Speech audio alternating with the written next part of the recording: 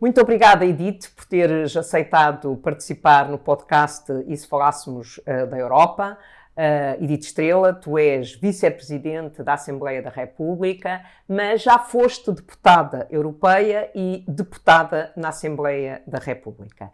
E eu começaria esta conversa exatamente por aí. Ou seja, como é que tu comparas, em termos de capacidade política, em termos de funcionamento da democracia, o trabalho do Parlamento Europeu e da Assembleia da República, ou seja, do Parlamento Nacional? Em primeiro lugar, quero agradecer este convite e dizer que é com muito gosto que aqui estou, depois de alguns adiamentos forçados. É verdade. Por razões que são conhecidas, da queda que eu dei na sala do Senado, e também por dificuldades de agenda que surgem sempre. E quero felicitar-te por teres criado e mantido, porque já tem uma certa longevidade este podcast, que é muito interessante. Portanto, parabéns. 2 anos. Exatamente. Não é fácil alimentar e ter a variedade de convidados que tu tens aqui trazido para debater temas tão diversos como aqueles que têm sido objeto de reflexão. Em relação à pergunta que me colocas, gostaria de começar por afirmar o seguinte: os parlamentos, seja o Parlamento Europeu, seja os parlamentos nacionais, representam a voz dos cidadãos, a voz da democracia. E por isso é que podemos afirmar com toda a propriedade que o Parlamento Europeu é a instituição da União Europeia mais democrática, porque é a única que é eleita por sufrágio direto dos cidadãos europeus, dos diferentes Estados-membros. Obviamente que a Comissão Europeia tem a sua legitimidade, que lhe advém designadamente do escrutínio que é feito pelo próprio Parlamento Europeu, e o Conselho Europeu também tem a sua legitimidade, que advém do facto de os primeiros ministros e os presidentes da República terem sido também eleitos. Mas, de facto, a Casa da Democracia, por isso é que nós dizemos a Assembleia da República, a Casa da Democracia, e o Parlamento Europeu é que também representa, de facto, os cidadãos.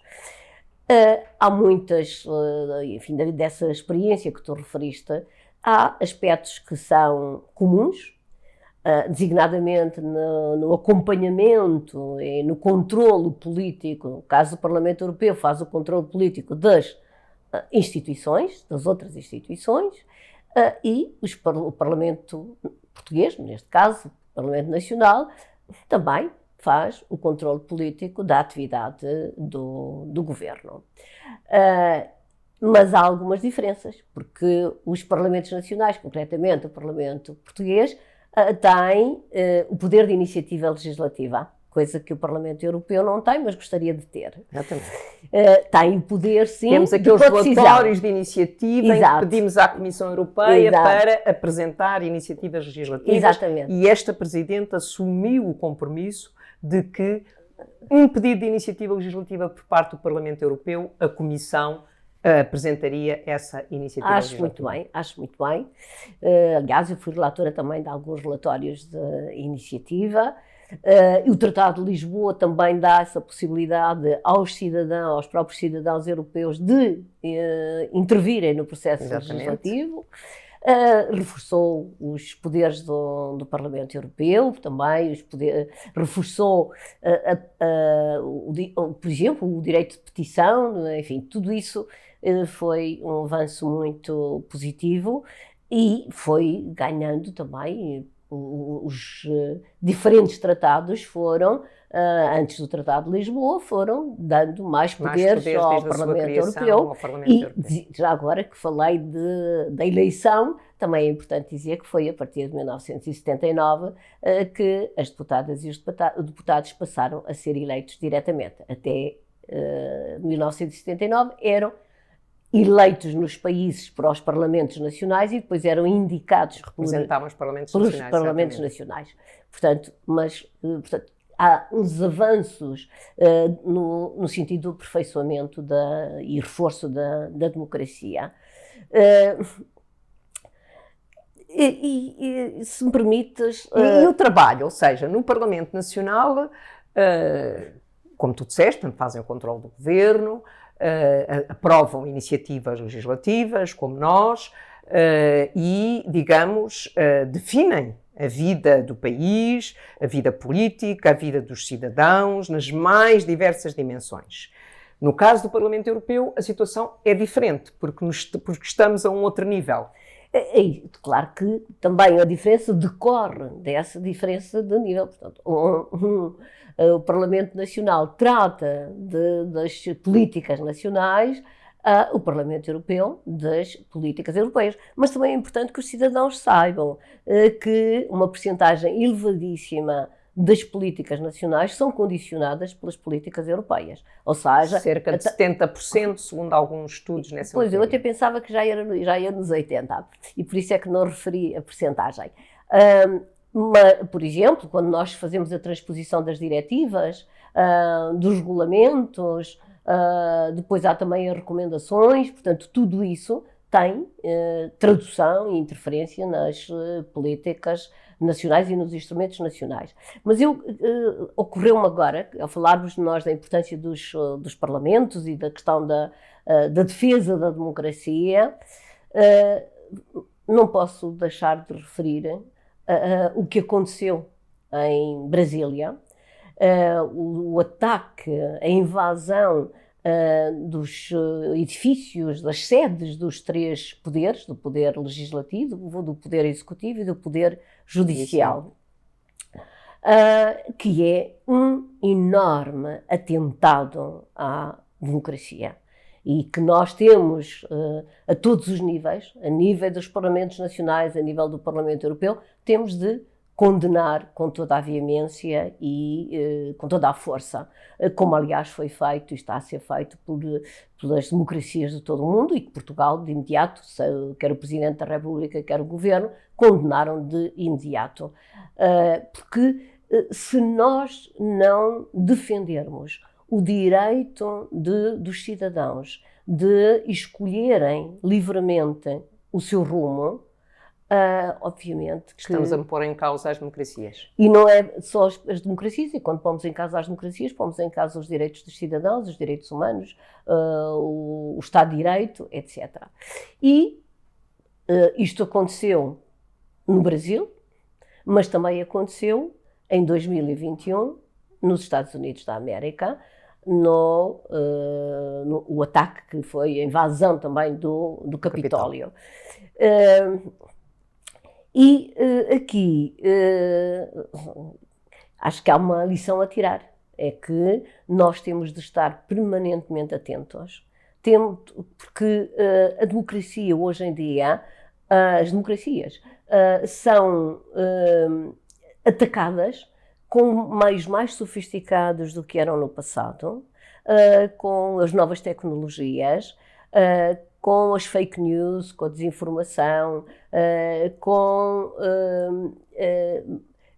recursos financeiros que nós nem sequer imaginamos, através das redes sociais. Portanto, é importante que nós estejamos permanentemente atentos e que estejamos prontos a agir. Que não podemos, porque os casos que eu referi têm a ver com uma certa tolerância que foi por parte, digamos,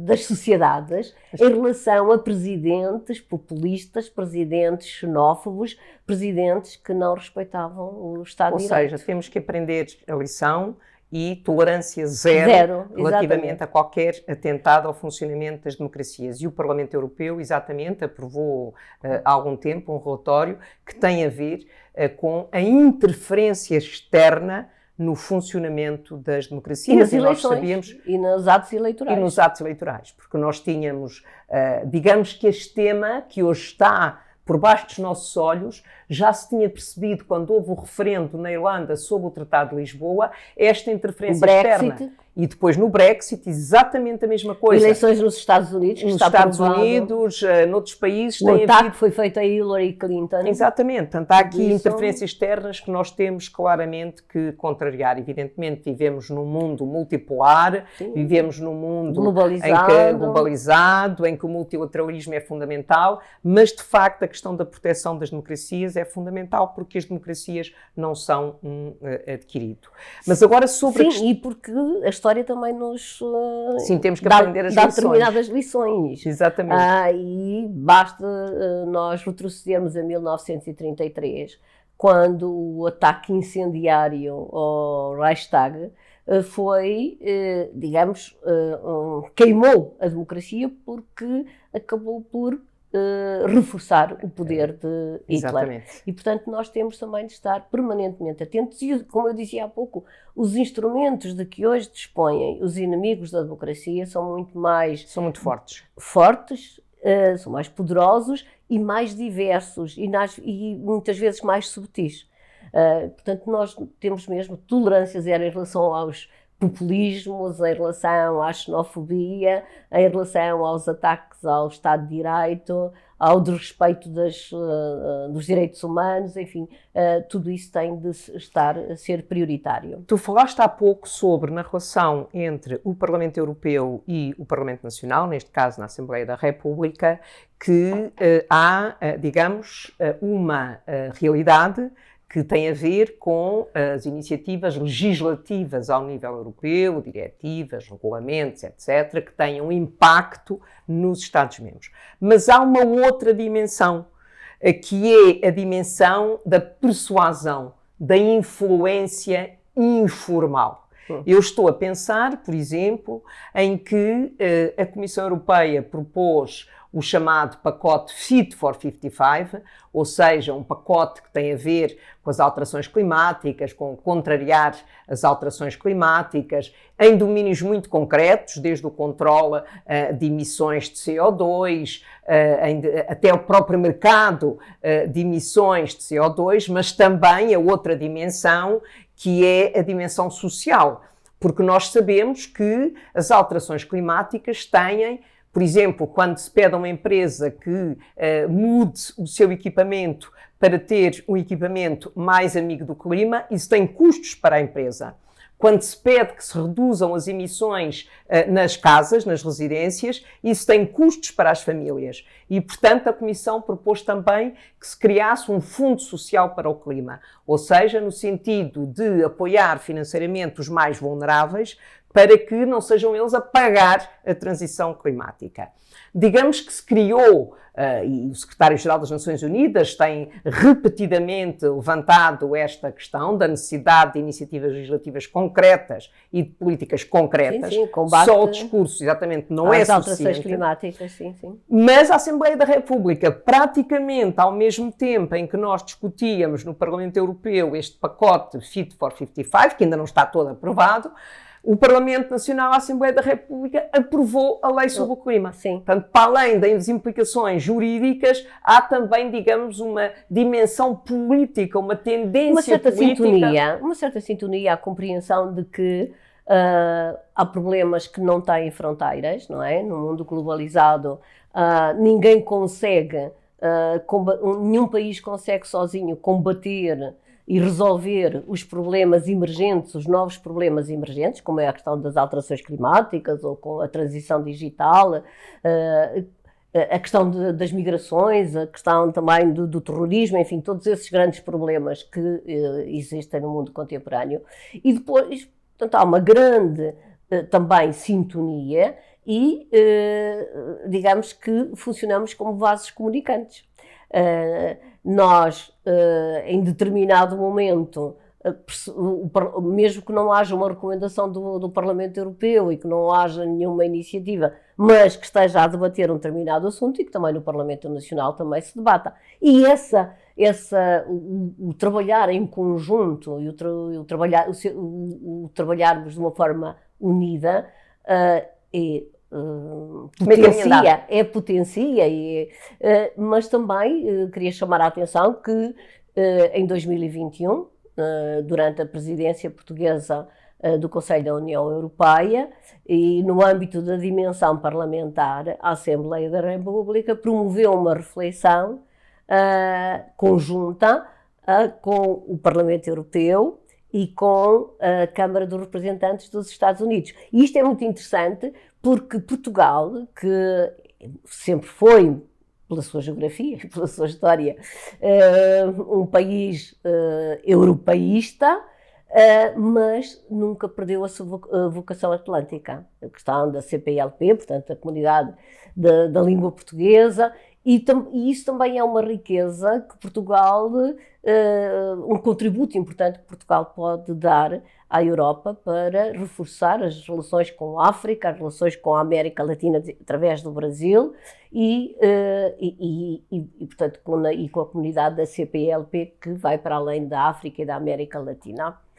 Mas voltando a essa reflexão que foi feita, foi muito importante e muito pertinente, porque, mais uma vez também, qual é o papel dos parlamentos nacionais e do Parlamento Europeu na defesa e promoção da democracia, porque não é apenas defender a democracia já existente, mas é também promover onde ela não existe. Portanto, há todo um trabalho que tem de ser feito em vários fora e em determinados momentos.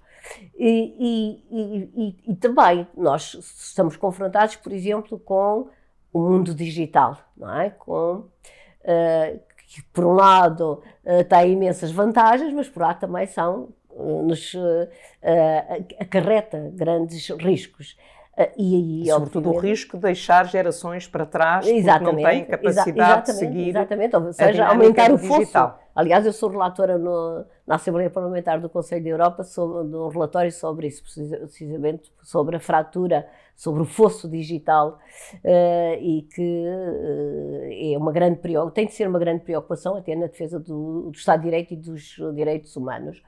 E também julgo que é importante que o Parlamento Europeu e os Parlamentos nacionais tenham tomado uma posição conjunta em relação ao combate à pandemia. E eu acho que isso mostrou mesmo quão importante é pertencermos à União Europeia, ou seja, a Europa é a nossa casa comum, a Europa é também, do meu ponto de vista, o nosso futuro comum. E o combate à pandemia, as medidas que foram adotadas, não só a Europa esteve extraordinariamente bem, o que me surpreendeu, tendo em conta a atitude que teve quando foi da crise de 2008. Sim. E agora não, agora esteve à altura da história. E aliás, é uma situação muito interessante, porque foi um momento, não só que o Parlamento Europeu teve que decidir em 48 horas aquilo que às vezes demora mais do que 48 dias, para não dizer 48 meses. Tivemos que fazer isso e fizemos, mas há uma outra dimensão muito interessante, que foi a criação do Next Generation EU, do Fundo de Recuperação. Porque a criação do Fundo de Recuperação, que foi aprovada no Parlamento, no Conselho, a seguir teve que ser ratificada pelos Parlamentos Nacionais. E os Parlamentos Nacionais... Mas foi tudo feito de uma forma muito rápida. Muito rápida, quer dizer, levou alguns meses. Mas comparando... a noção da emergência. Exatamente, a noção da emergência em todos os Parlamentos Nacionais. Foi muito importante. Porque antes também, mesmo assuntos que eram prementas, e arrastavam-se, demoravam, e havia vetos em determinados parlamentos nacionais, etc. E desta vez não. De facto, a Europa atuou unida, e isso teve efeitos positivos, consequências positivas que têm de ser aplaudidas e registadas. Isso, registadas, aí está. Nós temos que aprender as lições de situações dessa natureza. Eu devo dizer que estou completamente de acordo contigo dessa noção de urgência por parte de todos os Parlamentos Nacionais, mas também houve aqui um trabalho que normalmente é desconhecido, mas um trabalho incrível do Primeiro-Ministro português, que a seguir, António Costa, que a seguir ia assumir a presidência do Conselho da União Europeia. Sem dúvida. Fez um trabalho incrível no sentido de apoiar, acelerar esta ratificação por parte dos Sim, parlamentos e depois a nacionais. distribuição das vacinas. Exatamente, tudo também isso. foi muito importante e também houve um papel da presidência portuguesa nesse domínio. Sim, foi muito importante. Nós já tivemos a oportunidade de fazer um podcast sobre a dimensão parlamentar da presidência com o presidente da Comissão de Assuntos Europeus na Assembleia da República, Luís Capolas, mas há uma questão que eu ainda gostaria de colocar, que é, nós temos algumas iniciativas que já estão, digamos, estruturadas, previstas, de colaboração entre o Parlamento Nacional e entre o Parlamento Europeu e os Parlamentos Nacionais.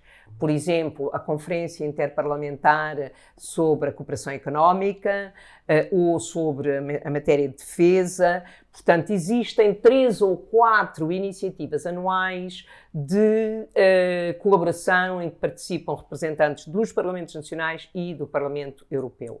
Tens alguma sugestão, diria, no sentido de haver um reforço da participação e da cooperação entre os Parlamentos Nacionais e o Parlamento Europeu?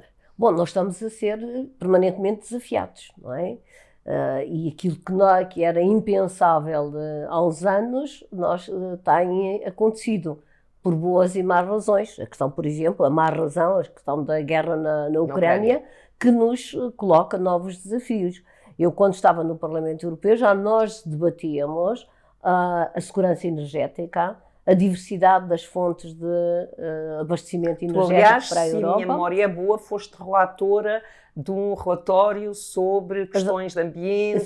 Sim, sobre as catástrofes naturais. Exatamente. E já nessa altura também a questão da energia, da segurança energética era colocada e os problemas com que nos íamos confrontar, porque os estudos, há muito tempo que os especialistas alertavam para a necessidade de termos comportamentos mais amigos do ambiente, a nível individual e a nível coletivo, e que as alterações climáticas ia ser o grande desafio do nosso tempo. E as catástrofes naturais na União Europeia há todos os dias. Pois, quase. Exato, porque aliás, o conceito de seca como catástrofe natural foi introduzido por mim no meu relatório, o que causou muita surpresa aos colegas dos países nórdicos, porque não percebiam muito bem o que era isso de seca extrema ou seca severa.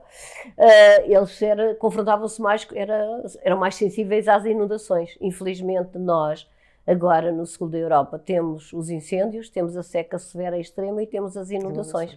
E, portanto, isso leva-nos também a ver quão urgente, como António Guterres, secretário-geral das Nações Unidas, não se cansa de referir, e ainda fez agora recentemente na conferência dos 50 anos do Jornal Expresso, a importância do combate às alterações climáticas. E também não posso deixar de referir um outro tópico que ele também é muito sensível, que é a questão das desigualdades e desigualdade de género, em relação à qual ele referiu que tem havido retrocessos nos últimos anos, por causa da pandemia, mas não só por causa da pandemia.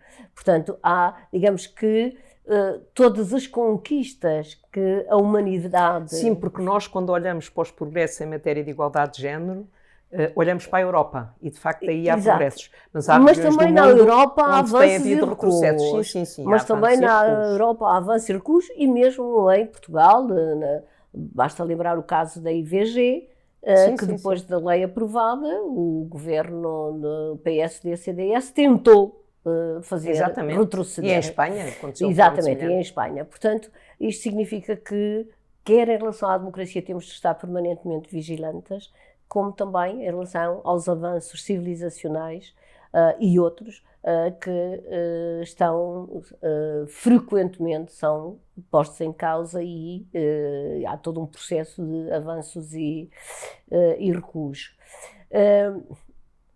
Eu julgo que, e sou muito sensível a isso, que é importante que o Parlamento Europeu continue a defender um modelo social europeu, e que seja que nesse domínio, porque há muita gente que diz que o modelo social europeu está já esgotado e que é preciso reinventá-lo. Enfim, Na Conferência do Porto, o tema esteve em debate, também durante a presidência portuguesa, mas penso que há necessidade de nós encontrarmos novas formas de defendermos um modelo social europeu que proteja os mais desfavorecidos, que não deixe ninguém para trás. E quando digo ninguém, é pessoas, famílias, empresas, mas também países, porque os países não têm todas as mesmas possibilidades, não têm todos a mesma dimensão, não têm todos a mesma riqueza. E é inaceitável que continuemos a ter um fosso tão grande entre aqueles que tudo têm e aqueles que nada têm. E que a riqueza do mundial seja detida tão mal distribuída. Exatamente, por uma minoria, e depois haja uma maioria de pessoas que vivem no limiar, na pobreza, alguns em pobreza extrema e outros no limiar da pobreza. Muito obrigada, Edith, muito obrigada por ter estado aqui no podcast E se Falássemos da Europa. Obrigada eu.